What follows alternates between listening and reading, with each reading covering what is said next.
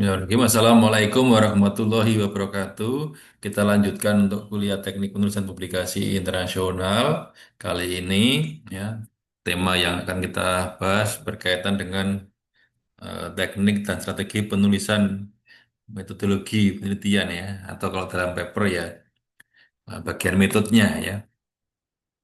Jadi sebelumnya kita sudah awali bagaimana kita cerita ya terkait bahwa publikasi terkait original research paper kita menggunakan standar IMRAT. Kita sudah mulai lanjutkan dengan bahasan terkait eh, judul dan abstrak. Kemudian juga ada materi yang selanjutnya yang berkaitan dengan introduction. Nah, sekarang kita lanjutkan ke materi berikutnya yaitu bagian metodologinya. Ya, jadi harapannya kita bisa menuliskan bagian metode ini yang jelas, transparan, ya, reproduksibel ya sesuai standar jurnal internasional bereputasi yang terindeks ya Scopus atau Web of Science ya.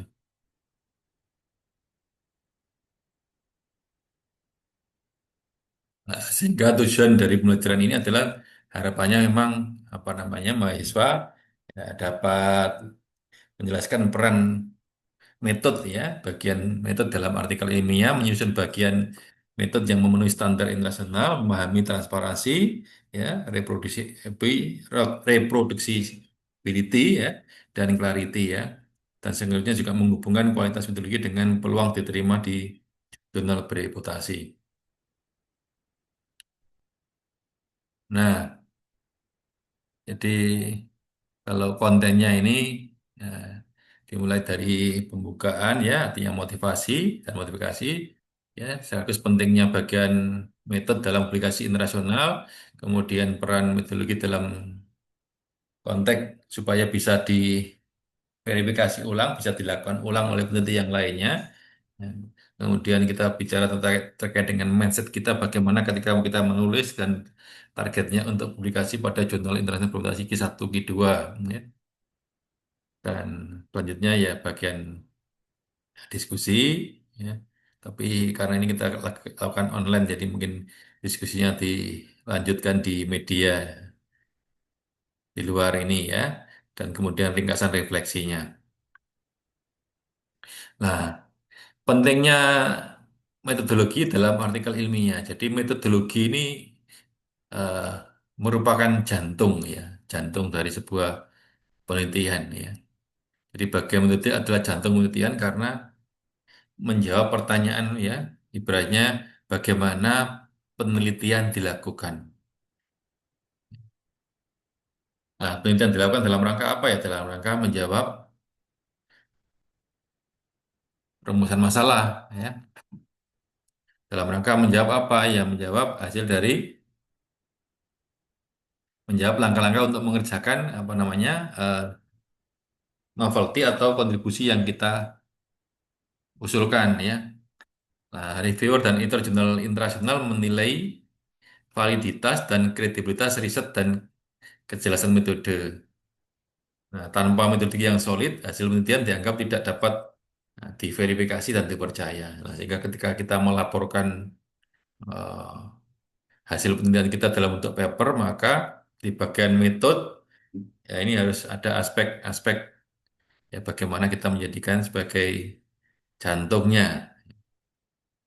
Jadi di jurnal internasional yang bereputasi ini menekankan ya, jadi ibaratnya dalam metode ini perlu langkah-langkah yang jelas ya, tidak ada asumsi tersembunyi. Ya. Strukturnya sistematis, mengikuti alur logis, ya. Dan juga keterlacakan, itu bisa diikuti oleh peneliti yang lain. Nah, peran metodologi dalam reproduksibel ya, reproducibility ya, riset ya. Jadi reproducibility adalah kemampuan penelitian untuk diulang ya oleh peneliti lain dengan hasil yang konsisten harusnya ya. Artinya bisa diverifikasi kok hasilnya sama lah itu baru bagian metodenya ini benar ya. Bagian metodologi berfungsi sebagai manual penelitian, menjelaskan langkah-langkah sehingga orang lain ya, bisa meniru ya, prosesnya. Tanpa detail yang cukup, penelitian tidak bisa diverifikasi ya. Sehingga akhirnya apa ya, kredibilitasnya bisa menurun. Jadi ada paper juga yang sebetulnya itu mengulang peset orang lain karena memiliki dugaan bahwa yang sebelumnya itu kurang sesuai. Nah, sehingga akhirnya orang itu memverifikasi ulang, mengerjakan ulang langkah-langkah, dan akhirnya melaporkan sehingga ada ya apa namanya, ada tulisan yang intinya adalah letter to editor dan sebagainya yang melaporkan bahwa penelitian sebelumnya itu ditemukan sebuah kejanggalan dan ketika diulang itu hasilnya berbeda. Misalnya begitu. Nah, jurnal internasional Q1 kedua sangat menekankan reproducibility sebagai syarat utama publikasi. Jadi selain bicara novelty, ya, maka bagian metode juga ketika di jurnal yang berkualitas ini menjadi bagian juga yang dianggap penting. Metodologi harus menjawab tiga pertanyaan kunci, ya. Apa yang dilakukan, bagaimana dilakukannya, ya. Mengapa metode tersebut dipilih, ya, deskripsi, prosedur, alat, dan data ya. Jadi apa yang dilakukan itu, ya bagaimana melakukannya atau bagaimana dilakukannya penelitian tersebut, ya langkah-langkah teknis, analisis, ya teknik analisisnya bagaimana, mengapa metode-metode yang ada itu dipilih, ya ada justifikasi, referensi, standar. Jadi sebetulnya di bagian metode itu juga perlu adanya referensi ya. Nah, teman kita kadang-kadang itu menganggap bahkan sudah diungkap di bagian apa namanya teori ya. Nah, harusnya tetap ada ya justifikasi justifikasi langkah-langkah dan sebagainya. Kok ini begini begini, ya ini merujuk kepada mana dan sebagainya. Ya harusnya ada. Idealnya begitu. Reproducibility memastikan penelitian bisa diverifikasi, sekali lagi, ya hasil bisa dibandingkan dengan lintas tadi. Penelitian menjadi bagian dari global knowledge base. Nah, ini sebagaimana kuliah-kuliah sebelumnya, materi sebelumnya, kita apa namanya ada kutipan dari editor ya. Jadi editor jurnal berliterasi sering menekankan bahwa metodologi adalah tulang punggung kredibilitas ilmiah, ya. Karena ini bagian bagaimana mengeksekusi ya riset ya. Nah, jadi harus clear ya. Nah, sehingga kutipan inspiratifnya ada yang mengatakan seperti ini, a clear and transparent methodology is the backbone of scientific credibility. Ya. Artinya metodologi yang jelas dan transparan adalah backbone dari kredibilitas ilmiah. Without it ya tanpa hal ini ya, even the most novel finding cannot be trusted ya. Jadi tanpa hal ini ya, tanpa adanya kejelasan dan transparansi metodologi, maka temuan yang luar biasa baru novel ya itu tidak dapat dipercaya ya karena tidak ada kejelasan. Saya mendapatkan begini lah, prosedurnya nggak jelas yang disampaikan. Sehingga boleh jadi meskipun riset kita itu menghasilkan temuan yang luar biasa, tapi kalau nggak ada kejelasan di bagian metodologi, ya maka sulit untuk dipercaya. Nah, pesan utamanya bahwa metodologi bukan sekedar formalitas, tapi penentu apakah hasil penelitian dianggap sahih ya, dan layak diterbitkan. Sehingga mahasiswa perlu memahami bahwa reviewer tidak hanya melihat hasil, tapi juga bagaimana hasil itu diperoleh, ya, bagaimana caranya. Nah, sehingga kutipan ini menegaskan aspek transparansi, keterbukaan dalam menjelaskan langkah-langkah prosedur-prosedur yang ditempuh di dalam melaksanakan penelitian. Ya, detail, informasi cukup agar orang lain bisa mengikuti. Trustworthiness, ya, kepercayaan komunitas ilmiah dibangun dari metode yang jelas. Tanpa metode yang kuat, riset inovatif sekalipun bisa saja ya publikasi kita yang luar biasa ditolak karena tidak ada aspek metodologi yang kuat ya. Ya, ini ada explaining lagi menjelaskan metode riset ke orang awam ya. Tujuan explaining ini adalah melatih mahasiswa untuk menyederhanakan bahasa teknis agar mudah dipahami orang awam ya.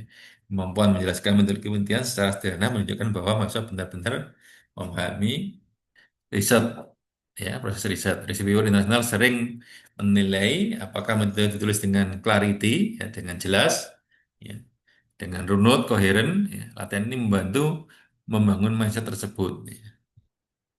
Jadi penjelasan itu harus bisa dipahami oleh orang awam, non akademik, mahasiswa dari disiplin ilmu yang lain. Ya. Reviewer internasional yang bukan spesialis di bidang seperti kita, ya. Jadi prinsipnya prinsip komunikasi sederhana, ringkas dan jelas. Kemudian relevansi metodologi dengan acceptance rate, ya. Salah satu alasan utama artikel ditolak di jurnal internasional juga bisa saja disebabkan oleh metode yang lemah. Ya. Reviewer menilai apakah metode penelitian adalah jelas, langkah-langkah yang dapat dipahami, terjustifikasi, ada alasan pemilihan metode, kemudian reproducibility, ya, reproducible, ya, bisa diulang oleh peneliti yang lain. Nah, jadi artikel dengan metode yang kuat, ya, memiliki peluang lebih besar untuk diterima di jurnal yang memiliki reputasi yang lebih tinggi, ya, Q1, Q2 begitu. Sehingga hubungan langsungnya, kalau ada paper dengan weak methodology, maka ya rejection-nya tinggi. Kalau strong methodology, ya standar-nya, ya penerimanya meningkat. Karena reviewer sering melihat komentar, ya, sering menuliskan komentar seperti the methodology section lack sufficient detail. Jadi ibaratnya bagian seksi, ya, bagian bagian atau seksi metodologinya itu lack, ya, artinya eh, eh, jelek lah banyak gitu, ya. Lack sufficient ini kurang kurang memuaskan, kurang detail, ya, gitu ya. Nah, kemudian eh, the choice of method is not justified, ya. Jadi pilihan dari metode tidak dapat dinilai, tidak dapat dihakimi, ya, tidak dijustifikasi. Ya.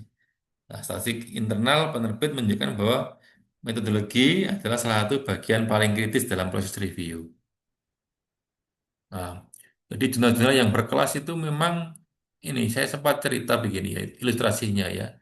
Nah, sebuah jurnal yang saya kelola anggapannya begitu, ya. Tiap hari itu rata-rata yang ngirim itu 10. Berarti dalam setahun itu ya kurang lebih 3.650. Nah, padahal yang terbitkan saja tidak melebihi 360. Nah, mau nggak mau berarti banyak paper yang di-reject. Nah, di antaranya kalau awal tadi kita sampaikan katakanlah yang di-reject itu karena judul abstraknya jelek, ya, anggap aja 50%. Toh masih ada 1.800 sekian, masih banyak. Nah, sehingga paper-paper yang lainnya ini apa namanya di-reject, ya, karena sebab yang selain judul dan abstrak, ya, karena introduction misalnya gitu, ya. Dari 1.800 karena introduction, ya, anggap aja separuhnya lagi, ya, masih 900. Nah, padahal yang diterbitkan tadi tidak sampai 300 misalnya gitu. Berarti kan harus dicek karena alasan yang lain. Di antaranya adalah karena alasan metodologi ini. Nah, jadi mindset kita yang perlu kita bangun ketika menulis metodologi, ya, metode, ya, untuk jurnal-jurnal yang berkelas, maka menulis bagian metode untuk jurnal yang impact-nya tinggi ini membutuhkan mindset global. Karena reviewer satu kedua biasanya berasal dari berbagai negara dan disiplin sehingga metode harus ditulis agar dipahami lintas konteks. Nah, jadi produknya, mindsetnya nanti kalau kita lokal menulis seolah pembaca sudah tahu konteks, sering melewatkan hal-hal yang detail. Kalau caranya kita bermindset global, maka menulis secara detail standar internasional dan asumsi bahwa pembaca tidak tahu konteks lokal. Jadi kalau bagaimana kalau kita mau cerita penelitian di Indonesia, ya, persoalan yang ada di kita, nah, ini harus paradigmanya kita global, ya, sehingga perlu dengan bahasa yang mudah, ya, tapi juga cukup detail menyampaikannya, ya. Mindset yang perlu dibangun, menulis untuk membaca global bukan hanya untuk komunitas lokal. Ya, detail lebih penting daripada asumsi. Jangan tinggalkan gap informasi. Gunakan standar internasional.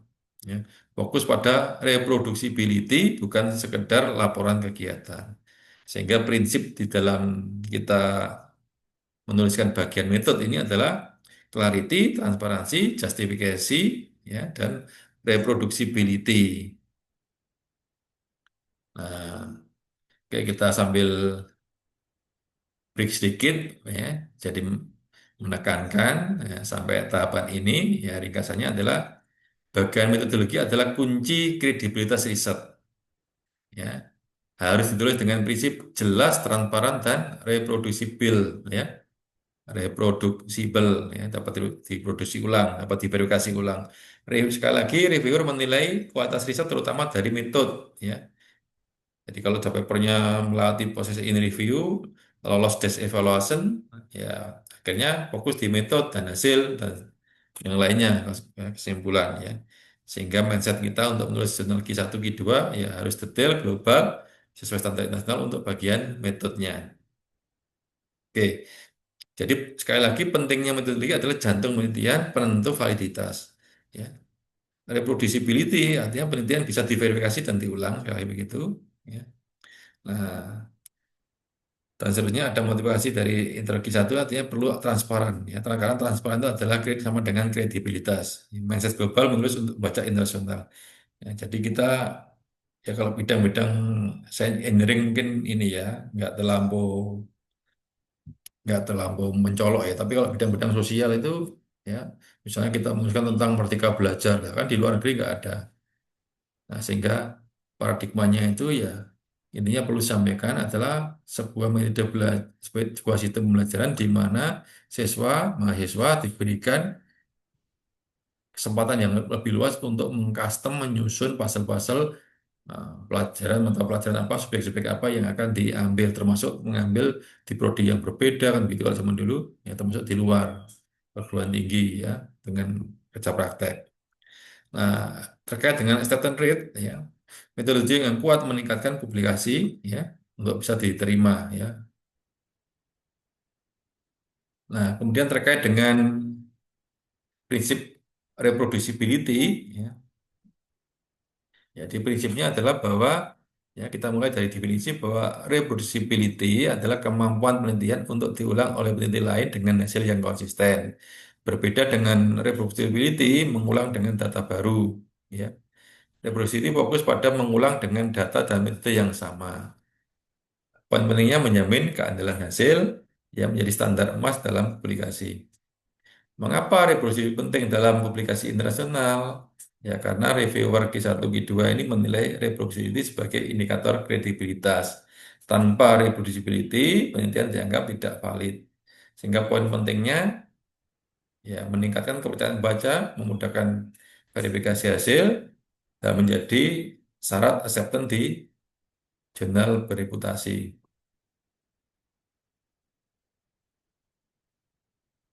Nah, kemudian berkaitan dengan standar reproducibility reproducibility di jurnal Indeks Kepustakaan Science bahwa kelazimannya jurnal bereputasi ini menuntut metode yang transparan dan detail.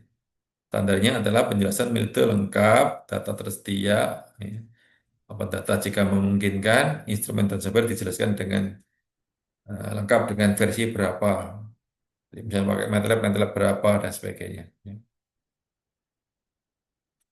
Transparansi metode penelitian. Transparansi artinya menjelaskan semua langkah, asumsi, dan keterbatasan. Ya. Reviewer menilai apakah metode bisa diikuti tanpa tambahan informasi. Nah, ini contoh yang buruk ya, data dianalisis dengan SPSS.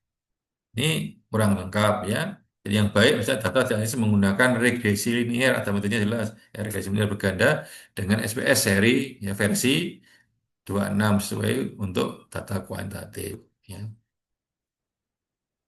Contoh reproducibility ya untuk artikel di jurnal yang Q1 ya. Ini menuliskan itu dengan detail, transparan, dan sistematis. Ini temuan-temuannya begitu ya. Reviewer bisa mengikuti langkah penelitian tanpa tambahan informasi. Ya. Data dan informasi sering tersedia di suplemen material ataupun di open repository. Makanya sekarang di dalam penulisan artikel itu sudah mulai ada terkait dengan data availability, data availability dan sebagainya ya. Ya, itu kalau bisa di-share gitu ya, di mana sehingga di bagian paper itu sudah ada section untuk memberikan link. Nah, contoh kontekstual ya disediakan dari artikel ini ya. Misalnya ada judul eh, risetnya hybrid PV diesel ya untuk desa wisata. Nah, misalnya di bagian dulu kita jelaskan ya, awalnya kita bangun simulasi dengan MATLAB, Simulink versi berapa, lokasinya di daerah mana, gini-gini. Datanya konsumsinya untuk berapa rumah, ya. Data radius materinya itu apa namanya, penelitiannya dalam berapa bulan. Jadi MATLAB-nya versi berapa, validasinya dengan software yang lainnya, misalnya Homer Pro ini mohon maaf elektro sekali ya. Kemudian prosedurnya, input data, model hybrid, simulasi, validasi hasil. Kemudian yang analisis apanya? Oh, perbandingan biaya energi dan emisi CO2-nya. Ya. Nah, justifikasi metode simulasi sesuai dengan standar IEEE untuk studi microgrid, misalnya begitu. Kemudian contoh reproducibility artikel Q4, jadi ini lebih lebih rendah lah ya. Nah, sehingga ini perbandingannya, kalau mau dibandingkan seperti ini ya. Jadi mungkin ini dari aspek komponen, ini Q1 ya lebih jelas durasi dan alasannya hanya menyebut survei misalnya yang kalau di Q4 ini hanya untuk memberikan ilustrasi ya. Nah, kesalahan umum dalam reproducibility ini kesalahan yang sering terjadi adalah bahwa metodenya terlampau ringkas, tidak menyebutkan versi software, tidak menjelaskan jenis samplingnya, ya, tekniknya bagaimana, tidak menyebutkan keterbatasan. Nah, jadi sekali lagi bahwa reproducibility adalah inti kredibilitas penelitian. Ya. Standar Scopus menuntut detail dan transparan. Ya. Ya. Artikel-artikel tinggi satu umumnya unggul karena reproducibility-nya tinggi. Ya. Hindari kesalahan umum dan gunakan tip praktis. Ya.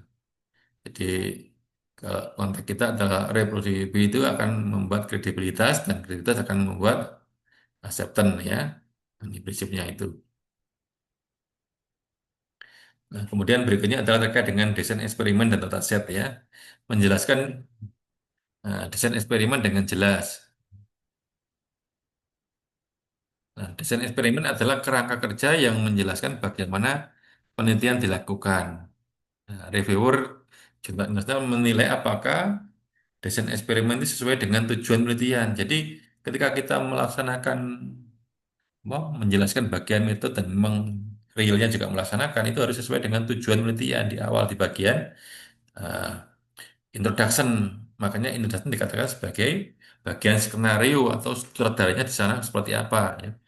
Ditulis secara detail sehingga bisa direplikasi, didukung literatur dan standar. Jadi idealnya seperti itu ya.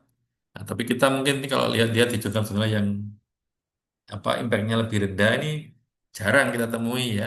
Sedikit sekali mungkin bagian apa namanya metode ini yang ada didukung literatur review. Poin pentingnya sebutkan jenis eksperimennya, apakah laboratorium, simulasi, lapangan, misalnya begitu. Ya, jelaskan langkah-langkah eksperimen secara sistematis, sertakan durasi, kondisi, dan kontrol variabel, misalnya seperti itu ya. Otomatis tergantung lah ya pada risetnya ini melakukan apa ya. Nah, ini contoh buruk hanya bilang bahwa panel surya diuji. Ini kan informasinya kurang kurang kurang detail ya. Jadi ya mestinya tuliskan misalnya oh panel surya ukuran sekian diuji dengan lampu halogen pada intensitas sekian sekian sekian sekian loop. Tegangan dan arus diukur setiap 10 menit selama 1 jam menggunakan multimeter digital. Ya, syukur-syukur jelas juga ya multimeter digitalnya yang mana. Tapi hasilnya ini standar ya, mau hasilnya pakai multimeter yang mana ya mestinya sama-sama situasinya bekerja baik ya mestinya sama nggak terlalu berpengaruh ya. Jadi guyonannya hakim itu jam yang murah sama jam yang mahal ya kecepatan putarnya sehari sama 24 jam ya sama juga lah multimeter digital juga gitu ini hanya guyon aja ya selingan kemudian menyebutkan dataset yang digunakan ya dataset adalah bahan utama dalam penelitian kalau Saya bidang-bidang informatika ya. Reviewer ingin tahu sumbernya, ukurannya, dan kualitas datasetnya. Poin penting, jelaskan apakah dataset primer, hasil eksperimen atau survei atau sekunder dataset publik, ya, database publik. Ya. Sertakan jumlah data, periode, waktu, variabel yang dikumpulkan. Ya. Transparansi, sebutkan keterbatasan datasetnya. Contoh, ya, dataset terdiri dari konsumsi listrik rumah tangga 100 rumah tangga di desa wisata X selama 12 bulan. Menyebutkan tool sekali lagi ya, software yang digunakan. Tool software adalah instrumen digital untuk analisis atau simulasi. Reviewer menilai apakah software dijelaskan dengan versi dan fungsi. Yang poin pentingnya bahwa sebutkan nama software, misalnya MATLAB, Python, SPSS, ya, dan lain sebagainya. Sertakan versinya, jelaskan fungsi software dalam penelitian. Nah, contohnya simulasi dilakukan dengan MATLAB versi sekian-sekian, validasi menggunakan software ini, ya, Homer ini, misalnya gitu. Menyebutkan parameter penelitian. Ya, parameter adalah variabel yang dikontrol atau diukur dalam eksperimen. Reviewer menilai apakah parameter jelas dan sesuai dengan tujuan. Jadi semuanya memang harapannya sesuai benang merah ya. Ada membentuk bangun benang merah. Jadi ibaratnya dari bagian awal itu ada introduction dan seterusnya ke metode nanti ke hasil dan sebagainya ini ya, inline ya membentuk sebuah cerita. Poin pentingnya sebutkan parameter input misalnya intensitas cahaya, suhu ya jumlah responden dan sebagainya. Sebutkan parameter output misalnya apa namanya tegangan arus ya, emisi CO2. Ya, ini contohnya mohon maaf lahir itu semua ya. Jelaskan alatan pemilihan parameter ya. Parameter input ya, intensitas cahaya gini-gini, parameter outputnya tegangan dan arus Pak panel surya saya gitu ya. Contoh desain eksperimen ya dari artikel Q1.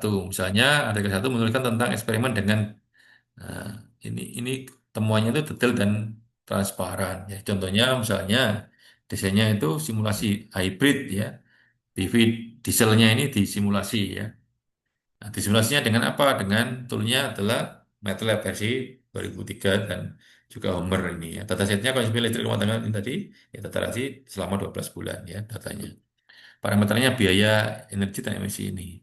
Prosedurnya ini ya, input data, nanti model hybrid, simulasi dan validasi hasil. Ya.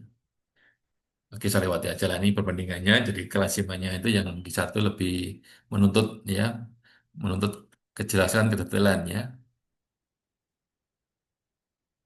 Nah, kesalahan umum kita dalam menulis bagian metode atau eksperimen ini ya, ini tidak menjelaskan data itu secara detail ya, tidak menyebutkan versi software, parameter yang tidak jelas, prosedur eksperimen terlalu ringkas, tidak ada justifikasi pemilihan desain. Nah, seringnya kita pokoknya desain gini, asumsinya sudah ada di bagian bab 2 ya terkait dengan justifikasi mungkin ya artinya teorinya gitu. Tapi paper kita ini kan imrat jadi aspek itunya tidak muncul ya sehingga di make ya di bagian metode. Nah, trik praktis untuk menulis desain eksperimen ya, ya, ya. Gunakan prinsip detail dan transparan ya. Tipnya jelaskan desain eksperimen atau metodologinya ini ya. Ya, seperti manual riset ya. Letakkan dataset dengan jelas, jumlah periode variabelnya. Sebutkan tool dan software dengan versinya. Jelaskan parameter input dan outputnya. Tambahkan justifikasi metode dengan literatur. Oke, ini saya lewati aja ya. Jadi intinya bahwa ya desain eksperimen ini mestinya menghasilkan dataset, tool, dan parameter, dan akhirnya validasinya itu. Kemudian sekarang terkait dengan tool dan validasi. Menyebutkan tool atau software dengan detail. Jadi software atau tool adalah instrumen digital yang digunakan untuk analisis, simulasi, dan pengolahan data. Nah, reviewer itu menilai apakah peneliti menjelaskan tool dengan detail agar penelitian dapat direplikasi. Nah, poin pentingnya ini adalah sekali lagi sebutkan nama tool atau softwarenya, jelaskan fungsi spesifik dalam penelitian, sertakan alasan pemilihan toolnya. Nah, contoh yang buruk misalnya begini ya, data dianalisis dengan MATLAB. Yang baik tadi ya, contohnya begini, data dianalisis menggunakan MATLAB versi 2023A untuk simulasi microgrid karena mendukung, nah ini ada penjelasannya ya, karena mendukung algoritma MPT yang sesuai standar IEEE, misalnya seperti itu. Artinya ada justifikasi ya, penjelasan untuk alasan alasan pemilihan toolnya. Nah ini yang mungkin ya, saya pun kadang kelewat juga ini ya. Nah, menyebutkan versi software dan hardware.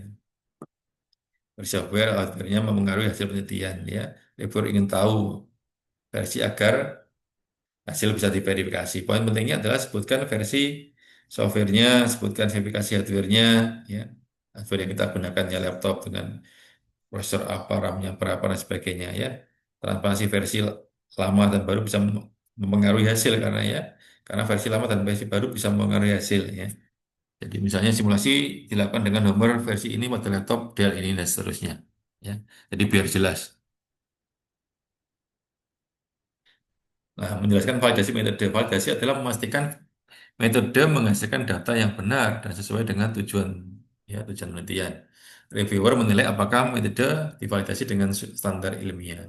Jadi poin pentingnya adalah validasi instrumen, uji reliabilitas, skalabilitas alat dan sebagainya. Kemudian validasi metode, model atau simulasi dibandingkan dengan tata nyata atau standar. Kemudian validitas analisis, uji asumsi statistik. Contoh, model simulasi divalidasi dengan data lapangan konsumsi listrik ini terusnya. Artinya dijelaskan. Contoh validasi di artikel Q1 ini ini ya. Jadi misalnya contohnya instrumennya sensor cahaya dikalibrasi dengan standar ISO ya, software yang MATLAB sekian, validasi dengan nomor, kuesioner, uji reliabilitas Cronberg ya. Ini statistik lah ya. Cronberg alpha sekian, modelnya dibandingkan dengan data lapangan sekian. Nah, ini untuk memberikan ilustrasi ya, bahwa kalau yang di satu itu detail lah ya, detail dan tajam tegas begitu ya. Di yang lainnya yang lebih rendah ya otomatis dia agak terlalu kuat lah ya. Ini, ini perbandingannya ya. Jadi kalau di satu menurut nama versi fungsi ini mungkin hanya nama softwarenya misalnya gitu ya. Hardwarenya sebagai jelas tidak disebutkan. Nah, kadang-kadang kok ini terima Pak Skopus nggak jelas jelas ya. Jadi mungkin Q-nya lebih apa namanya kualitasnya lebih rendah lah ya. Nah, kesalahan umum dalam validasi metode ya, kesalahan yang sering terjadi tidak menyebutkan versi software tadi ya, tidak melakukan uji reliabilitas, tidak membandingkan model dengan data nyata, validitas hanya disebutkan secara umum, tidak transparan tentang keterbatasan validasi. Nah, sehingga tip dalam menulis bagian validasi metode ini adalah gunakan prinsip detail dan transparan. Tip ya, ini sudah disebutkan sebelumnya ya. Nah, sehingga sekali lagi untuk penekanannya ya sampai tahapan ini adalah bahwa tool dan validasi adalah inti kredibilitas penelitian. Nah, jadi kalau artikel Q1 ini unggul karena detail dan transparansi validasi. Kalau yang Q yang lebih rendah, misalnya Sony Q4 sering gagal karena rangkas dan tidak jelas. Nah, yang hal yang penting adalah hindari kesalahan umum, gunakan titik praktis yang disebutkan sebelumnya. Ya. Jadi tool dan validasi ini akan menghasilkan reliability, reliability akan menghasilkan credibility, dan credibility inilah yang diharapkan agar acceptance yang paper kita diterima. Jadi kesalahan umum mahasiswa dalam menulis metodologi adalah sekali lagi banyak mahasiswa menuliskan metodologi terlalu ringkas dan tidak sesuai dengan standar internasional. Akibatnya penelitian sulit direplikasi dan ditolak oleh reviewer. Nah, poin penting dari aspek ini ya bahwa tidak detail dalam menjelaskan desain penelitian, ya, tidak menyebutkan dataset tool, parameter dan validasi. Menulis metodologi seperti cerita kegiatan bukan manual riset. Menulis metode terlalu singkat, kesalahan umumnya ya, hanya menuliskan satu kalimat untuk metode. Reviewer tidak bisa memahami langkah penelitiannya. Nah, contohnya seperti inilah. Penelitian ini menggunakan survei. Gimana itu? Kan tidak jelas. Ini hanya untuk ilustrasi ya, masalah sosial ya. Dan ini dilakukan menggunakan survei cross section selama 3 bulan dengan sekian responden dipilih melalui metode sampingnya random apa ini ya. Nah, seperti itu. Tidak menyebutkan dataset atau tool dengan detail. Jadi dataset dan tool adalah bahan utama penelitian. Kesalahannya hanya menyebutkan data desa wisata atau simulasi dengan MATLAB. Poin pentingnya, dataset harus dijelaskan ya jumlah periode variabelnya ya tool harus disebutkan dengan nama dan versinya. Ya. Nah, sehingga contoh yang kurang baik ya, dalam konteks untuk bicara masalah data set tool yang dengan detail adalah bahwa data dianalisis dengan MATLAB. Yang mestinya tuliskan data dianalisis dengan menggunakan MATLAB versi sekian dengan input data konsumsi listrik rumah tangga 100 rumah tangga selama 12 bulan. Nah, kemudian tidak menyebutkan parameter penelitian. Ya. Parameter adalah variabel input output yang dikontrol atau diukur. Kesalahannya ya, tidak menjelaskan parameter sehingga hasil tidak jelas. Nah, ini kita berikan contoh yang baik yang kurang ya. Ya. Buruk misalnya panel surya diuji. Ya, ini sekali lagi contoh yang baik panel surya 250 WP diuji dengan intens cahaya 200, 400, dan 600 lux. Output yang diukur adalah tegangan dan arus setiap 10 menit misalnya. Jadi bagian metodenya jelas ya. Tidak hanya sekedar panel surya diuji, tapi bagaimana panel surya diuji itu terjelaskan secara detail ya di bagian metode, di bagian metode. Tidak menyebutkan validitas metode. Ya, validasi memastikan metode menghasilkan data yang benar. Kesalahan tidak ada uji reliabilitas, stabilisasi dan ini ya. Contoh yang buruk data dengan SPSS. Sekali lagi perlu ini ya, lebih lebih gamblang. Data analisis dengan regresi linear berganda menggunakan SPS versi sekian. Validasi dilakukan dengan uji asumsi normalitas dan multikolinearitas. Misalnya gitu. Jadi lebih lebih padang, lebih jelas dan tidak memunculkan nanti penafsiran ketika orang mau verifikasi caranya gimana. Contoh kesalahan umum di 4 ya. Ya, ini saya lewati aja lah ya. Dampak kesalahan terhadap acceptance rate. Jadi kesalahan dalam menuliskan metodologi menurunkan peluang diterima di jurnal internasional. Jadi poin pentingnya artikel dengan metode ringkas dianggap tidak kredibel. Reviewer menolak karena penelitian tidak bisa direplikasi. Acceptance rate-nya ya Q4 jauh lebih rendah. Ya, terbalik ini ya. Acceptance rate-nya harusnya yang satu dua itu lebih jauh lebih rendah dibandingkan Q4 gitu maksudnya ya, mohon maaf. Tim menghindari kesalahan umum, ya, gunakan prinsip detail dan transparansi. Timnya jelaskan desain penelitian dengan detail. Sertakan dataset dengan jumlah periode, variabel, sebutkan tool software dengan versinya, jelaskan parameter outputnya, tambahkan versi, validasi metode, uji reliabilitas, sekaligus uji asumsinya. Ini latihan lah ya, ini saya lewati aja. Nah, jadi ini juga sama ya. Jadi intinya penekanan aja ya untuk ringkasan ini ya bahwa kesalahan umumnya itu seringnya metode terlampau singkat, data satu tidak detail, parameter tidak jelaskan, validasi tidak ada.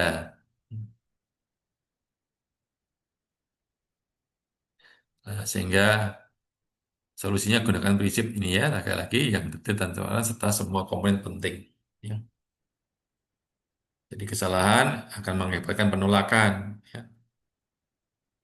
Solusinya ya perlu detail dan transparan. Ya.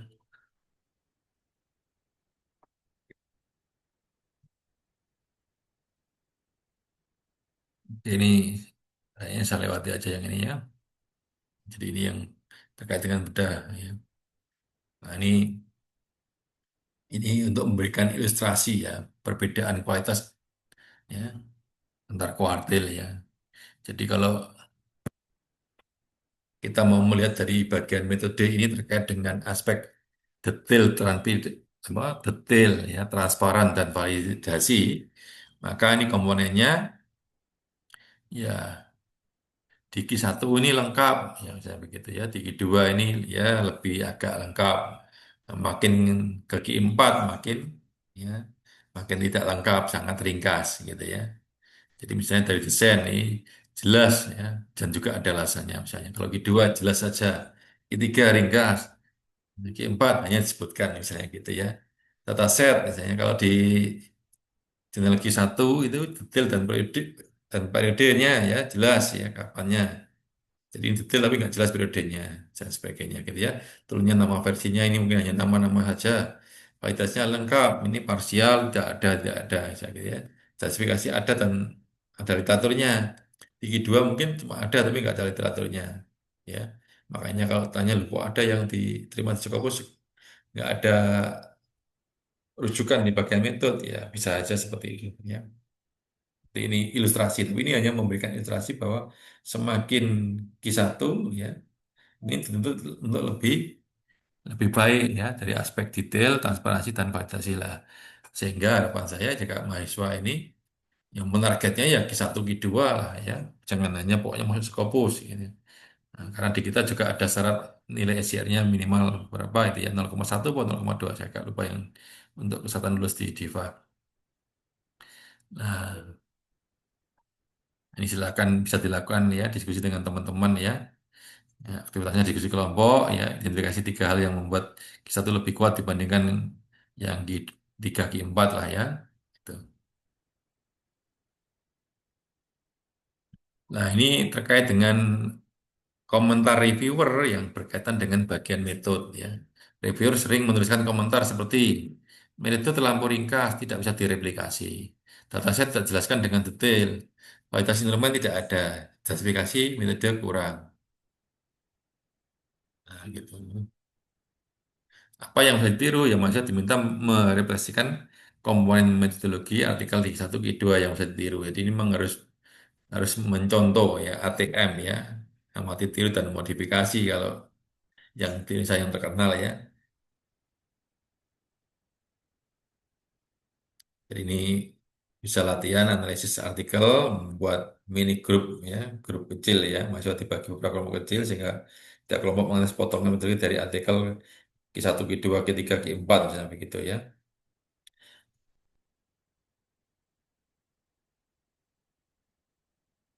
Jadi ini hanya menekankan lagi sekali lagi bahwa Q1 itu unggul ya dalam konteks detail, ini ringkasannya ya.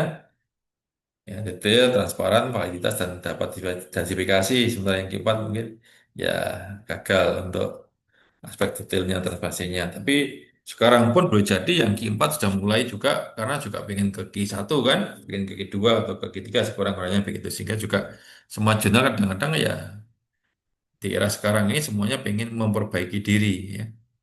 Nah, dalam konteks untuk kita yang menulis, maka upayakan bagian metode ini kita upayakan sedetail mungkin, ya, setransparan mungkin, dan memudahkan validasi dan justifikasi, ya, sehingga akhirnya meningkatkan acceptance rate, ya.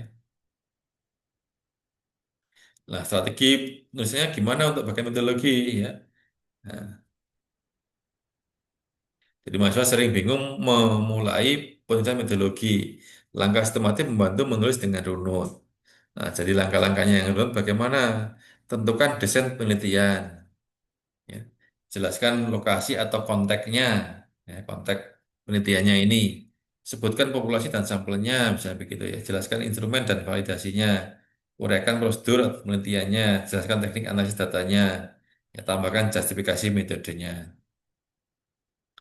Nah, sehingga kita bisa membuat checklist ya untuk yang baik yang bagaimana ya. Berdasarkan dari informasi yang sebelumnya tadi ya. Nah, sehingga kita juga bisa membuat flowchart seperti ini ya, desain lokasi, sampel, instrumen, prosedur, analisis validasi, ya, justifikasinya. Nah, teknik menulis detail tanpa berlebihan itu bagaimana? Detail penting, tetapi jangan sampai berlebihan, bertele-tele, fokus pada informasi yang relevan untuk, jadi kita hanya fokus pada informasi yang relevan untuk reproducibility untuk di bagian metode ini ya. Gunakan kalimat yang ringkas, padat yang jelas, hindari divisi naratif yang tidak perlu, gunakan tabel atau diagram untuk ringkas data. Ya. Buruk misalnya, dan ini dilakukan dengan berbagai cara yang cukup panjang, nggak jelas. Dan ini dilakukan dengan survei cross section selama 3 bulan. Nah, itu lebih jelas.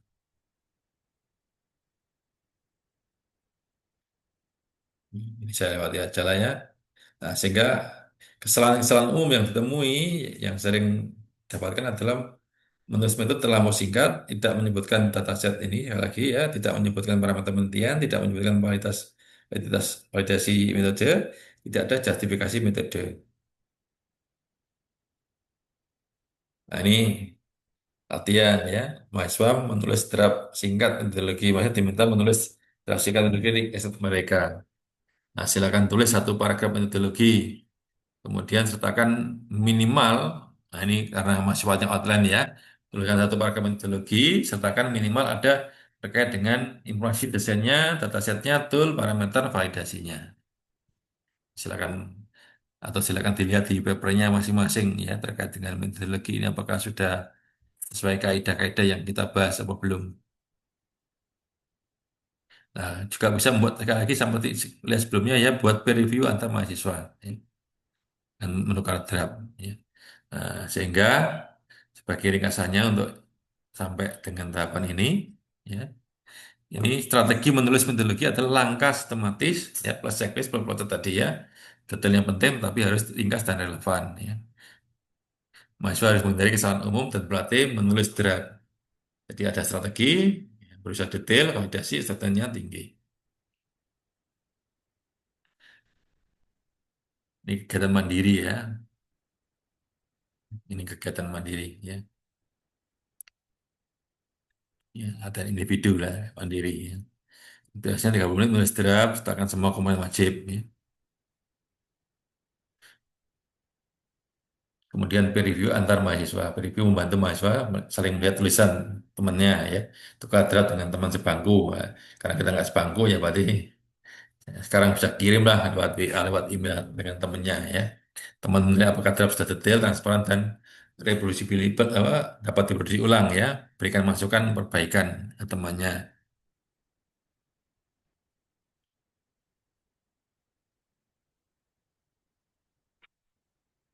Ya, nanti kapan-kapan kita bisa lakukan ini ya, sehingga saya bisa memberikan feedback ya. Saya juga melihat kayak apa, ya, sebagai peer juga ya.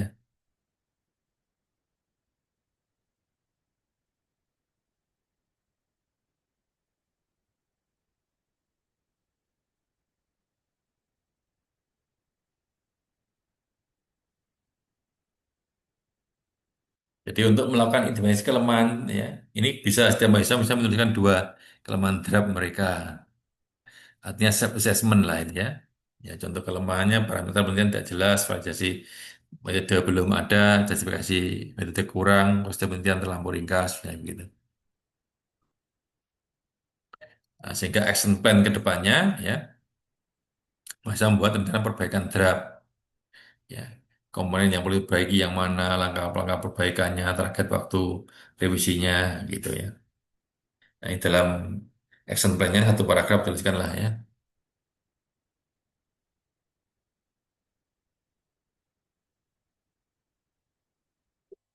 Nah, ini lagi-lagi karena menulisnya skill ya, ini nggak bisa hanya dari tatap muka seperti ini ya. Artinya harus dilakukan. Menulis metodologi lengkap dengan lengkap dari riset mahasiswa ya. Mahasiswa diminta menulis metodologi lengkap berdasarkan riset mereka ya, dan seterusnya ya. Nah, ke depannya maksudnya perlu ada presentasi sebelum kirim dan sebagainya ya. Nah, nanti dengan adanya peer kelompok ini ya, baik dari dengan teman dan saya dan sebagainya, ya, ini bisa kita dapatkan ya kekuatan draftnya, kelemahan draftnya, dan bagaimana cara perbaikannya ya. Jika tujuannya memperbaiki kualitas tulisan menjadi melalui perspektif orang lain ya.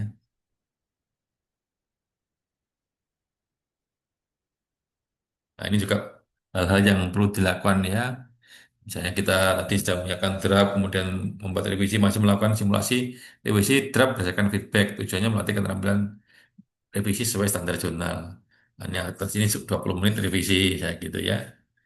Fokus pada detail, transparan, dan validitas.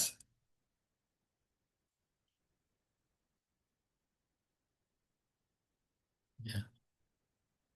Nah, ini sebenarnya lagi. Hmm. Nah, sehingga ini untuk refleksi ya, pertanyaannya apa hal tersebut dalam menulis metodologi. Nah, ini sehingga ke depannya ini kita bisa bisa menghindari atau minimalisasi lah ya. Apa yang perlu ditingkatkan untuk draft berikutnya? Apa pelajaran utama dari feedback ya, dari peer feedback.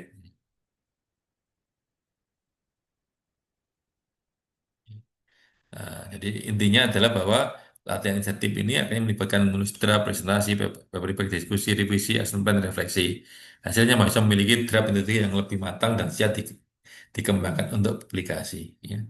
Jadi berangkat dari draft, feedback, revisi, action plan, ya, draft siap publikasi. Ya. Jadi mungkin sampai di sini dulu untuk kuliah kita. Ya. Sekali lagi bahwa eh, hal yang penting tadi dalam metodologi adalah perlu detail, perlu ada aspek validasi ya, dapat direproduksi dan akhirnya harapannya sukses untuk publikasi ya. Jadi sekali lagi ini menegaskan pentingnya metodologi dalam aplikasi bereputasi adalah metodologi adalah jantung penelitian ya sekali lagi ya. Reviewer menilai kreativitas riset dari kualitas metodologi. Tanpa metodologi yang detail, artikel sulit diterima di jurnal bereputasi. Ya. Nah, ini kalau membuat checklist kayak ginilah ya. Tadi sudah dibahas. Jadi tujuan akhirnya mahasiswa, ya, artikel mahasiswa bisa masuk ke jurnal Q1, Q2 ya.